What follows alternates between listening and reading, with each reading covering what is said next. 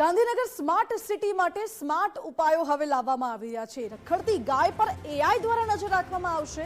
ભીડમાં ગાય ઓળખી તેના માલિક સુધી તેને પહોંચાડવામાં આવશે। એ પ્રકારની એક ટેકનોલોજીનો ઉપયોગ કરવામાં આવશે। એઆઈ ટેકનોલોજીનું અહીં અમલીકરણ કરવામાં આવશે। ગાયના નાકનું યુનિક બાયોમેટ્રિક આઈડેન્ટિફિકેશન અને ફિંગરપ્રિન્ટ જેવી ઓળખ પણ લેવામાં આવશે।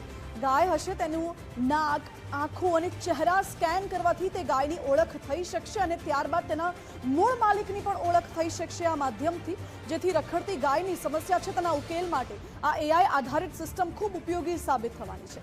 અમદાવાદ મહાનગરપાલિકા માટે પાયલટ પ્રોજેક્ટની પણ તૈયારી કરવામાં આવી રહી છે। એક એજન્સી દ્વારા એઆઈ મોડેલ ડેવલપમેન્ટનું કામ હાલ તો શરૂ કરવામાં આવ્યું છે।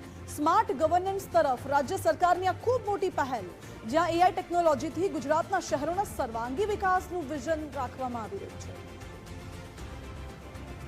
વધુ જાણકારી સાથે સંવાદદાતા નિકુંજ જાની જોડાઈ ગયા છે। નિકુંજ, રાજ્યમાં રખડતા પશુઓની ખૂબ મોટી સમસ્યા છે અને તેના ઉપર હવે એઆઈથી નજર રાખીને તેના મૂળ માલિકની ઓળખ થઈ શકશે। કેવી રીતે આખો પ્રોજેક્ટ શરૂ થઈ રહ્યો છે? શું છે આ પ્રોજેક્ટ?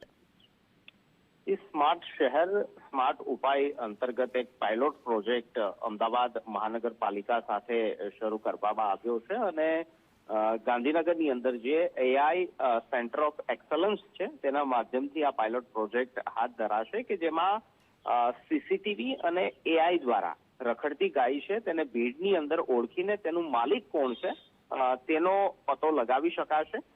ફિંગરપ્રિન્ટની જેમ ગાયનું નાક જે છે તે તેનું યુનિક બાયોમેટ્રિક આઈડી તરીકે તેનો ઉપયોગ થશે।